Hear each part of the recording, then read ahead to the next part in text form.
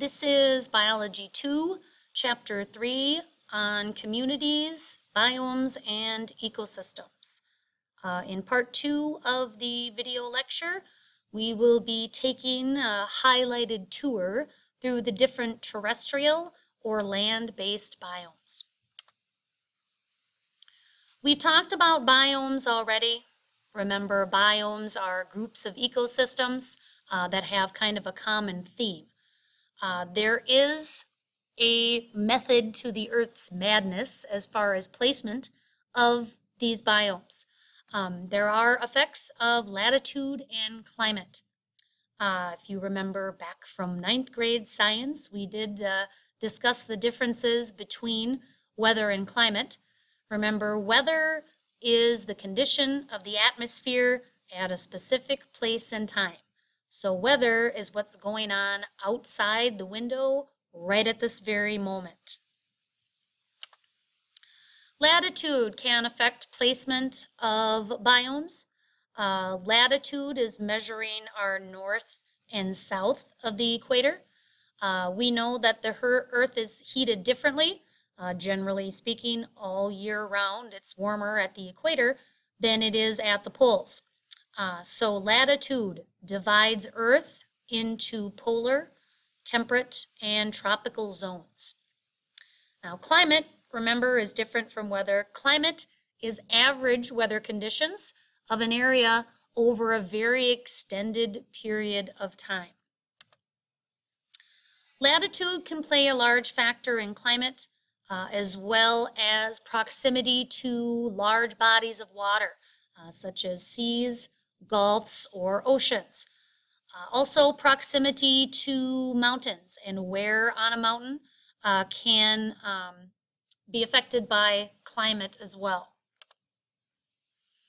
Climate influences the type of communities that can develop in an area. Remember, the two main forces that drive things to live where they live are temperature and precipitation. Temperature and precipitation over a very extended period of time is climate. So climate can influence what types of plants can develop in an area, which will influence what types of animals will hang out in that area as well. We also have the human factor that plays slightly into climate as well. The debate, of course, is how much human activities have affected overall climate of the planet. So, taking a tour through our major land or terrestrial biomes, we will start up at the tippy top, under the polar ice caps in the northern hemisphere. We have what's called the tundra. The tundra is a treeless biome with a layer of what we call permafrost. Permafrost is permanently frozen soil that stays frozen all year long. It's usually, depending on where you are, a few feet below the surface. The tundra is fairly desolate. There's two pictures here of the same area in the summer of tundra, which is very short, and the winter, which of course is very long. So for plant life, we get a lot of shallow-rooted vegetation and shrubs. And the reason for that is because the permafrost is kind of cuts off root development. So roots can only go where they can get liquid water. So they're very shallow rooted. Different animals that live on the tundra are caribou, lots of different types of migratory birds. Believe it or not, some insects will show up there during the spring. Wolves, salmon, trout, a lot of species that are adapted to these long, cold winters. Also, an adaptation of animals in the tundra is they use it as a migratory path. So it's kind of a passing through. So they pass through the tundra at certain times of year, depending on what types of resources are available. The boreal forest is what we are considering an evergreen or a pine tree forest. It can also be called the taiga, and it's located in latitudes just below the tundra. So think kind of like northern Canada. Pine trees as far as the eye can see. We call those coniferous trees. Coniferous comes from the word meaning cone seeds. So lots of spruce and fir trees. Again, the taiga has many residents that live there all year around, and some just stop during migratory seasons. Lots of different types of birds, moose, deer, wolverines like to hang out in that pine tree forest. Mountain lions are very common in Canada, the further north you go. Temperate deciduous forests. These are forests of broad-leaved trees. They're called deciduous because their leaves drop in the autumn. So like oak, maple, and birch trees. Lots of animals in the temperate forests have adaptations for very large seasonal changes. Temperate forests can get rather hot in the summertime and rather cold in the winter. So your average, forest critters, squirrels, skunks, birds, fox, deer, bears. This is our ecosystem and our biome here in Casson, Minnesota. So it's kind of home sweet home for us. The temperate grasslands. These are areas of very fertile soil with a very thick cover of grasses, hence the term grassland. We also get some shrubs and herbs, as well as kind of the expansive prairie environments are what temperate grasslands are. So think, Kansas, Nebraska, those types of areas around here. Also in places in Africa, we can have some temperate grasslands as well. You can get gazelles, wild horses, lions, fox, wolves, lots of different reptiles like snakes and birds. So the expansive prairie environments is the temperate grassland. Desert environments, not all deserts are just sand as far as the eye can see.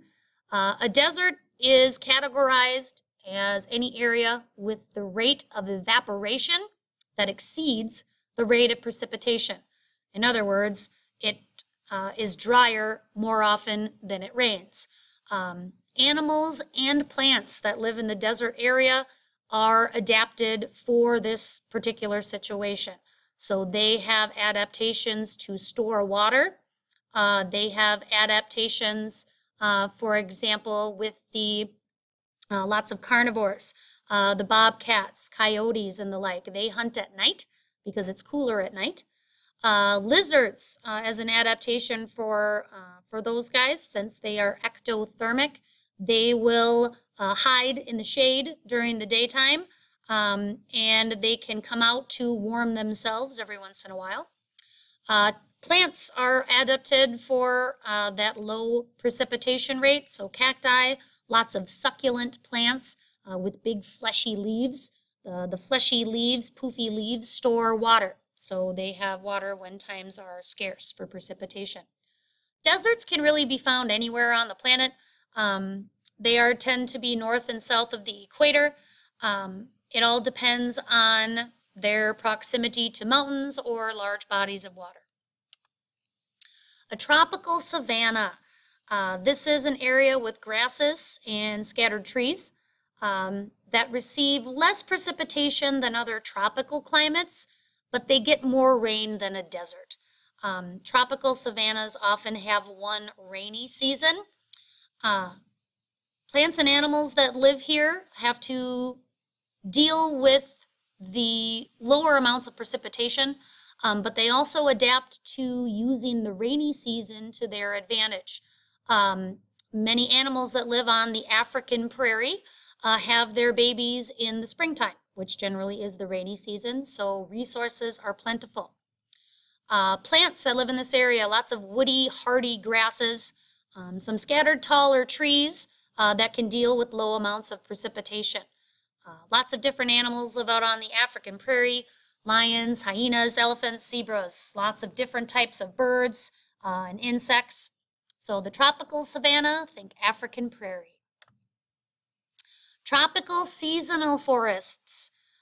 These are areas that have a wet season but receive more precipitation than temperate forests. So a tropical seasonal forest would receive more rain than we do here in the deciduous biome, but less rain than the tropical rainforest. So you get lots of different deciduous trees, evergreens, orchids, and some cacti can even live in a tropical seasonal forest. We have monkeys, kangaroos, koalas, rabbits, frogs, and spiders. One example of this is kind of the Australian rainforest. It is a bit drier than your average tropical rainforest. Also in the Pacific Northwest, areas of Washington and Oregon, we have a tropical seasonal forest in that area as well. Tropical rainforests are called that because they receive a large amount of rain. Tropical rainforests are fairly hot and humid all year long. We have broadleaf evergreens, lots of bamboo can grow in a tropical rainforest. Fig and coconut trees are common. Think of the South American Amazon jungle. So lots of chimpanzees, tigers, orangutans, toucans, sloths, snakes, zillions of insects. Lots of animals in the tropical rainforest are called specialists. They are so particular about their resources that some animals are so much of a specialist that they rely simply on one particular food source. There is a bounty of resources in the rainforest, being that temperatures are warm and there's a large amount of precipitation. So many animals specialize so they don't have to compete. Other terrestrial areas, mountains, of course. The climate characteristics and plant life vary by elevation, which is how far you go above ground. Often for mountains, you'll have a coniferous forest or a tundra at low elevations. In the middle, you can actually get temperate forests and kind of back to the coniferous forest and tundra back up at the top. So there's a varying areas of temperature and precipitation, so that will dictate what types of organisms live at the different elevations. And finally, up at the tippy top and the very, very bottom of the globe are the polar regions. Generally, they are cold all year round. They're often covered with a thick layer of ice. There is very minimal, if any, plant life present in a polar region. Animals that are adapted to living here need to deal with these cold temperatures for the majority of the year. So they either have fluffy coats, such as the polar bear, or they have big layers of blubber and fat, like the seal there in the picture. So the northern hemisphere is the Arctic polar region, and the southern hemisphere is the Antarctic polar region. There are residents of polar regions that stay there all year round. Whales, seals, polar bears, and the like.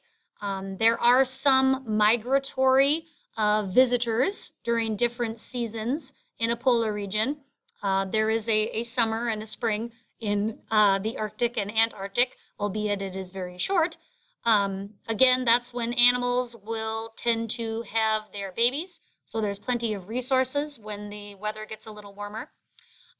So lots of birds will stop by and use polar regions on their migratory path as a place to stop. And as usual with visitors during migratory seasons, those carnivores like the polar bears and the foxes will follow. So this has been a terrestrial biome tour for Chapter 3, Section 2 for communities, ecosystems, and biomes.